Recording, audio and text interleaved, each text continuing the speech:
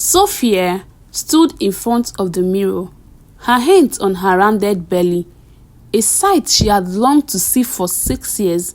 Her husband Chike walked into the room, a tray of freshly cut fruits in his hands. "My queen, it's feeding time," Chike teased, placing the tray beside her. Sophia laughed, the sound soft and full of joy. "Chike, you are spoiling me too much. I might get used to this." Chike sat beside her, his eyes full of affection. "You deserve it all, Sophia. After everything we've been through, I'll do anything to make sure you're happy and comfortable." Sophia's mind wandered back to the painful years before this moment. She remembered the nights she cried herself to sleep, the countless visits to doctors, and the whispers of family members asking why she hadn't given Chike a child. Chike had always stood by her, his unwavering support the anchor that kept her afloat. "Do you remember how we prayed for this day?" Sophia said softly. Chike nodded, taking her hand. "Every single day. And now it's here. Soon we will hold our baby in our arms. I can't wait to be a father." Sophia smiled, her heart full of gratitude. "I can't wait either. I just want everything to go well." Chike kissed her forehead. "It will, my love. Trust me." When the time finally came, Sophia went into labor. Chike was a bundle of nerves, pacing the hospital corridor while she was wheeled into the delivery room. Hours later, a nurse came, her face grave. "Mr. Chike, we need to talk," the nurse said, her voice cautious. Chike's heart raced. "Is my wife okay? What about the baby?" "Your wife is stable," the nurse said, hesitating before continuing. "But the baby didn't survive. I'm so sorry." Chike staggered backward, the words hitting him like a hammer. He leaned against the wall, struggling to process the news. Inside the delivery room, Sophia was inconsolable. The nurse, Ngozi, tried to comfort her, but Sophia's cries pierced the air. No, this can't be happening. I can't go back home without my baby." Ngozi, who was also a close friend, held her hand. "Sophia, I'm so sorry, but you need to rest now. You've been through a lot." "No," Sophia said, her voice trembling but resolute. "Ngozi, help me. Please help me." Ngozi frowned. "What do you want me to do? Switch my baby with another one?" Sophia whispered. Ngozi gasped, stepping back. "Sophia, are you out of your mind? That's illegal, and it's wrong." Sophia grabbed her hand desperately. "Please, Ngozi, I can't face Chike with this news.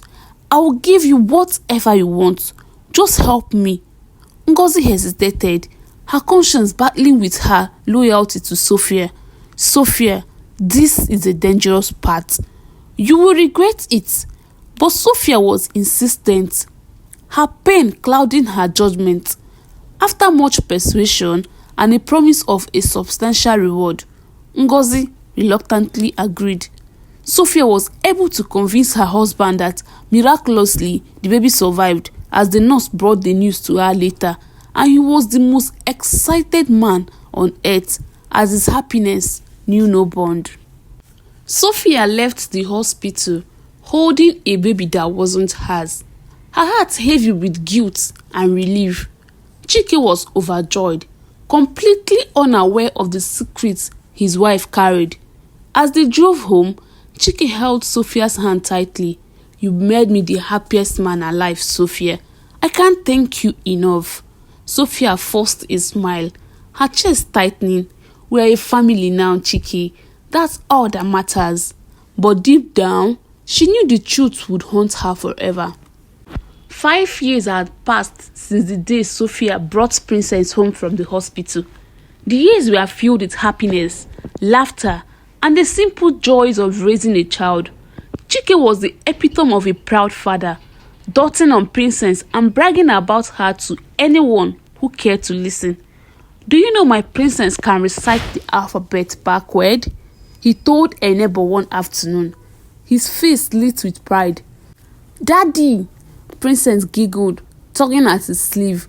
"Don't tell everyone my secrets." "Secrets are for special people, my dear," Chike replied, lifting her into his arms. "And you are the most special of them all." Sophia stood by the kitchen door, watching her husband and daughter. Their bond was strong, and it filled her heart with both joy and guilt. Chike's love for Princess was pure and unshaken, and she feared the day he would learn the truth. One sunny afternoon, Princess returned from school with her usual chatter. "Mommy, guess what? Titi said I don't look like you or Daddy." Sophia froze, forcing herself to stay calm. "What did you tell her?" "I told her she's wrong, because Daddy says I look like his twin." Princess grinned, completely unaware of her mother's unease. "That's right," Sophia said, kneeling to brush Princess's hair out of her face. "You are Daddy's twin and my little angel." But as the evening wore on, Sophia couldn't shake the comment from her mind. The cracks in her secrets were beginning to show, and she dreaded the consequences. The storm arrived when they least expected it. One Thursday afternoon, Sophia received a call from Princess's school. "Mrs. Okeke, Princess fell down the stairs during break and hit her head against the wall. She's conscious but bleeding badly. Please come quickly." Sophia's hand shook as she called Chike, and they rushed to the hospital together. In the emergency room, a doctor approached them. "She's stable, but the cut is deep. She's lost a lot of blood, and we need to perform a transfusion immediately. Unfortunately, we don't have her blood type in stock. One of you may need to donate." "Take mine," Chike said without hesitation. "Mine too," Sophia added. The doctor nodded and took samples from both of them.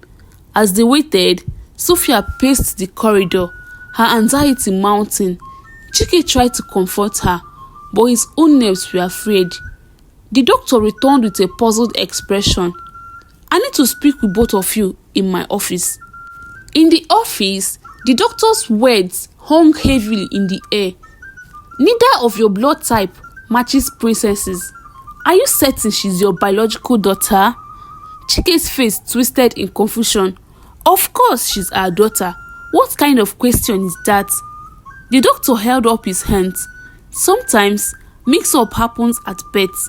I'm not accusing anyone, but the facts don't add up." Sophia felt her knees buckle, but she caught herself on the edge of the desk. Chike turned to her, his voice sharp. "Sophia, what is this man talking about?" Tears piled down her cheeks.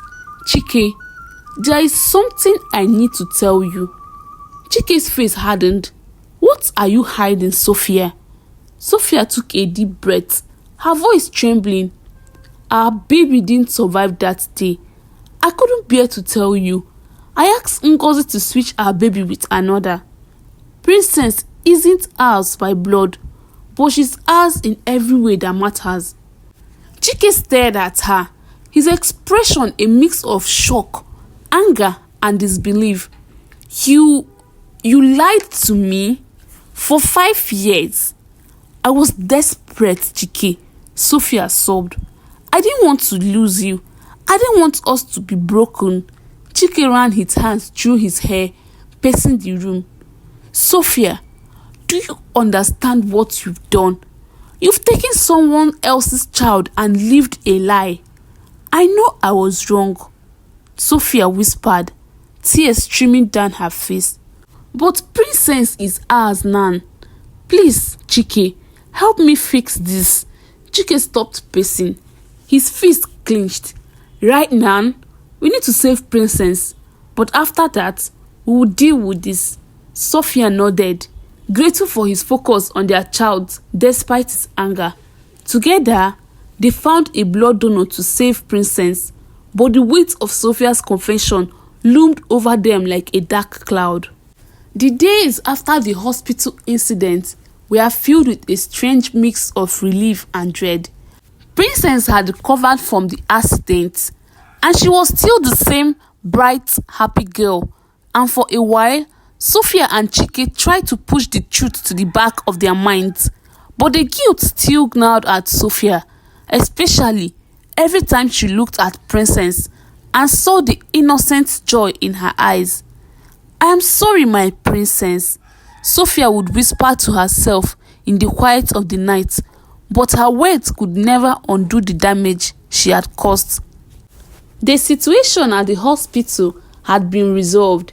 The blood transfusion had saved Princess, but the question of her true parentage was still hanging over them like an unspoken truth. Sophia knew it was only a matter of time before the lie would catch up with them. Chike hadn't said much since the incident. He had focused all his energy on Princess, trying to ensure that nothing disrupted her life. But Sophia could feel his quiet anger, his hurt, even in his silence. It was 2 weeks later when Sophia's phone rang. "Sophia, it's Ngozi," the voice on the other end said. Sophia's heart skipped a beat. Ngozi, the nurse who had helped her switch the babies, had been silent for years. The thought of her brought back all the terrible memories. She felt a lump form in her throat. "What is it?" Sophia asked, trying to keep her voice steady. "I've been thinking a lot about what we did," Ngozi said softly, "and I can't keep living with the guilt. You need to tell Chike the truth. He has a right to know." Sophia was silent for a moment, unable to form the words. "Please," Ngozi continued, "I can't live with the weight of this anymore. I'm scared someone will find out and we'll all be ruined. You need to tell him before it's too late." Sophia clenched her fists, the anger bubbling. "You think I don't know that?" she snapped. "You think I haven't been living with this every single day? But I can't tell him, Ngozi. I can't destroy this family." "You've already destroyed it, Sophia. You just don't see it yet," Ngozi said, her voice trembling. "You've put everyone at risk, and one day, it's all going to come crashing down. I will be around if you need me, but I can't do this anymore." The line went dead. Sophia stared at the phone, the silence deafening. She knew that Ngozi was right. The truth was out there, and it wouldn't stay hidden forever. The following days were filled with tension. Chike was quiet than usual, more distant, though he still doted on Princess. Sophia couldn't help but feel like a stranger in her own home. Every word she spoke, every glance she shared with Chike was laced with the fear that he would uncover the truth. One evening, as he sat down for dinner, Chike finally spoke. "Sophia," he began, his voice steady but firm. "I've been thinking about what happened at the hospital. I've been thinking about the blood test, about Princess's real parents." Sophia's heart dropped into her stomach. She looked at him, her face pale. "Chike, I... Before you say anything," Chike interrupted, holding up his hand. "I've been doing some thinking of my own, and I've come to a conclusion." Sophia held her breath, unsure of what he would say. Chike sighed deeply. "We need to find her real parents. Princess deserves to know where she comes from, and so do we." Sophia felt a wave of relief wash over her, but then she realized what this meant. Her secret, her lie, was about to be exposed. "You are right," she said softly. "We need to find them. But Chike, there is something else I need to tell you." Chike turned her gaze toward her. "What is it, Sophia?" Sophia took a deep breath, her voice shaking as she spoke the words she had tried to avoid for so long. "When I gave birth, our baby died. I couldn't bear to tell you. I couldn't lose you. I asked Ngozi the nurse to switch the babies with another one. Princess is the other woman's child. Your daughter is not really yours." Chike stared at her in stunned silence, his face pale as if he had been slapped. You lied to me for 5 years. Tears swelled up in Sophia's eyes as she nodded. I'm sorry, Chike. I didn't know what else to do. I thought it would be better if I kept it a secret. Chike stood up, the chair scraping loudly against the floor. Better? You thought it would be better? His voice trembled with a mix of anger and disbelief. You've been lying to me all this time, Sophia. You've taken someone else's child and raised her as your own. I didn't want to lose you, Sophia cried, standing up to face him. I didn't want to break our family apart. Chike clenched his fist, his face red with frustration. You don't understand, do you? You've broken everything. You've broken my trust. You've broken our family. Sophia took a step forward, her hands trembling as she reached for him. Please, Chike, I know I made a terrible mistake, but we've raised Princess together. She's our daughter in every way that matters. Please, don't hate me. Chike pulled away, his eyes filled with a mixture of anger and sorrow. I don't know how to feel, Sophia. I need time to think. I need time to figure out what to do with all this. And with that, he walked out of the room, leaving Sophia standing alone in the silence, her heart shattered into a million pieces. The house was heavy with silence after Chike left. Sophia paced back and forth in the living room, her thoughts spinning. Her hands shook and her heart raced as the reality of what she had done fully sank in. She had lied, manipulated, and caused unimaginable pain, not only to Chike, but to the other woman whose baby she had taken. God, what have I done? She whispered, her voice breaking. Princess was asleep in her room, unaware of the storm brewing in her family. Sophia found herself walking to her daughter's room. She stood by her bed, watching her sleep peacefully. Tears streamed down her face as guilt consumed her. Princess, you are my world, she murmured softly, brushing the little girl's hair away from her face. I would do anything to keep you happy, but I've made a mess of everything. I hope one day you will forgive me. The next morning, Chike was still gone. Sophia didn't know where he had spent the night, but she didn't dare call him. She knew he needed time to process everything, and she wasn't sure what to say even if he answered. Mid-morning, her phone rang. It was Ngozi. Sophia, Ngozi said as soon as Sophia picked up.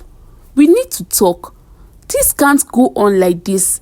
I know, Sophia replied, her voice barely a whisper. Chike knows the truth already. I told him. Ngozi was silent for a moment. And how did he take it?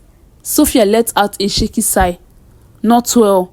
He's angry, hot, and confused. I don't know if he will ever forgive me. Ngozi's voice softened. He loves you, Sophia. He loves Princess. But you have to do the right thing now. We need to find the other woman, the one whose baby you took. Sophia's heart sank at the thought. But how? It's been 5 years, Ngozi. I don't even know her name. Do you? Ngozi hesitated. I think I remember her name. It was Amina. She was a young woman, maybe in her mid-20s. She cried so much when we told her her baby had died. I will check the hospital records to see if we can find her contact information. Sophia's hand trembled. What if she doesn't forgive me? What if she wants Princess back? Ngozi's voice was firm. You can't think about that, Nan. The truth has to come out, Sophia. You owe it to Princess, to Chike, and to Amina. We will deal with whatever comes next. Later that evening, Chike returned home. He looked tired, his face drawn with worry and pain. He barely glanced at Sophia as he walked past her and sat on the couch. Sophia approached him cautiously. Her hands clasped tightly together. Chike, she began, her voice trembling. Thank you for coming back. I didn't come back for you, he said coldly. I came back for Princess. She needs us both, no matter what's going on between us. Sophia nodded, tears welling up in her eyes. I understand, and I know I've hurt you deeply, but I want to make things right.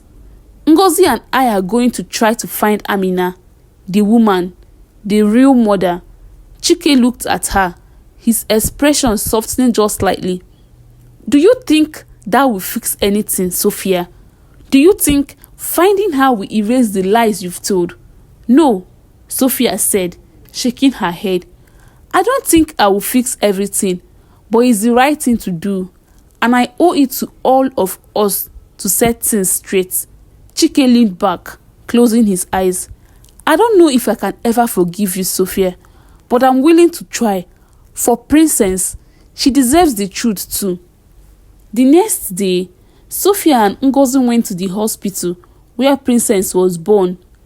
Ngozi had managed to locate the records from 5 years ago. They found Amina's full name and the contact information she had provided. She lives in Kano, Ngozi said, reading from the file. Sophia's heart sank. Kano was far from Lagos, where they lived. It would be a long journey, and she wasn't sure how Amina would react to seeing her after all these years. I have to go, Sophia said, her voice steady despite her fears. Ngozi looked at her, concern etched on her face. Are you sure you are ready for this? No, Sophia admitted, but it's not about me anymore. It's about doing what is right. That evening, Sophia told Chike about her plan to travel to Kano. I will come with you, Chike said firmly.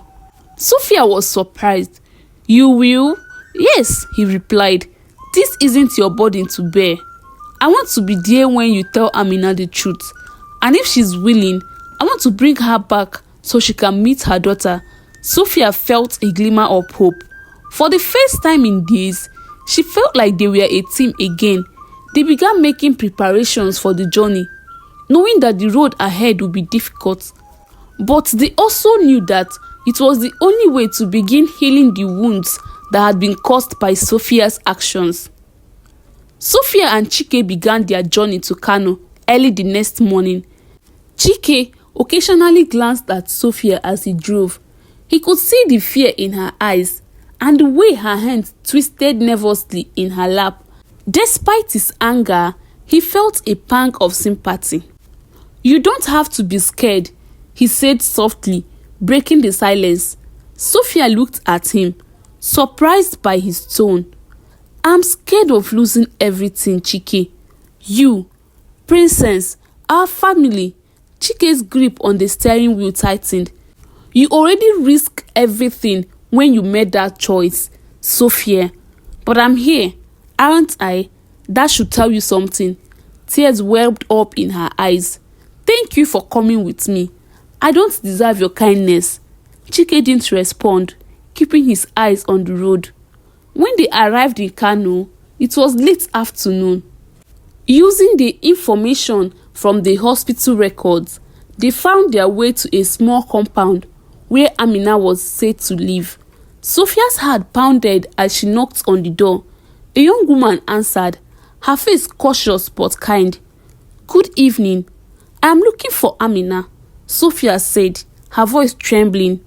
The woman nodded. That's my mother. Who should I say is looking for her? Sophia exchanged a glance with Chike. Tell her Sophia is here to see her.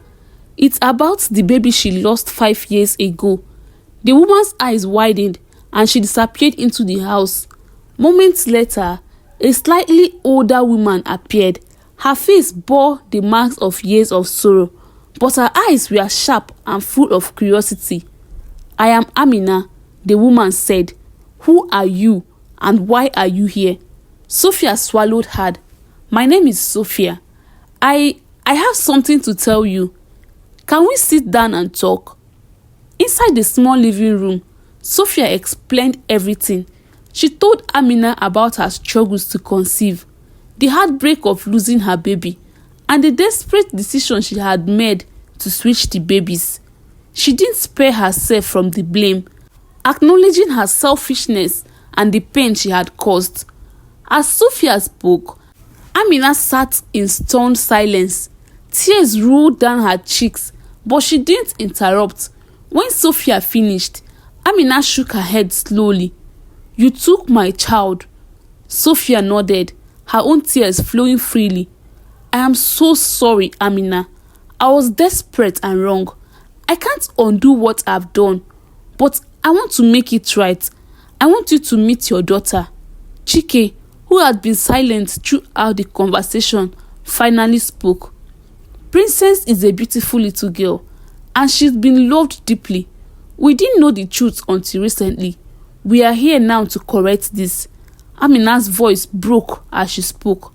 "I mourned my baby for years. I thought I had done something wrong.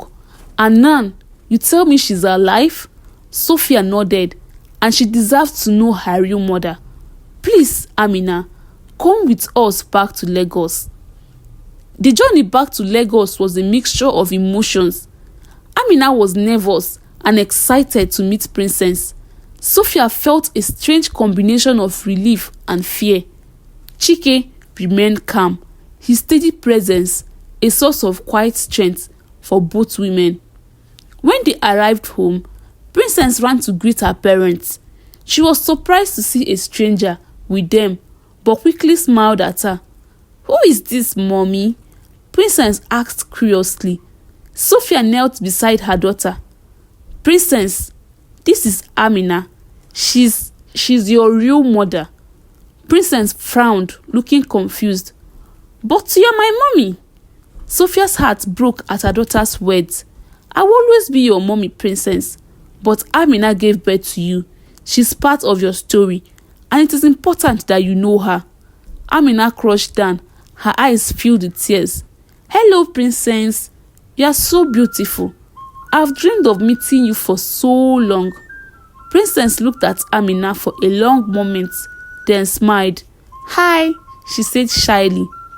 Over the next few weeks, Amina spent time with Princess, gradually becoming a part of her life.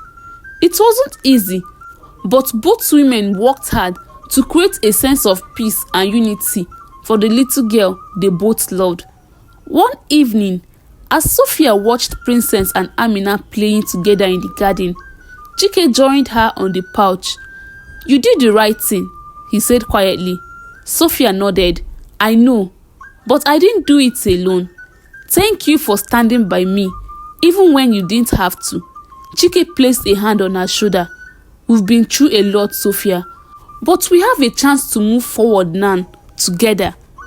A few months later, Sophia discovered she was pregnant again.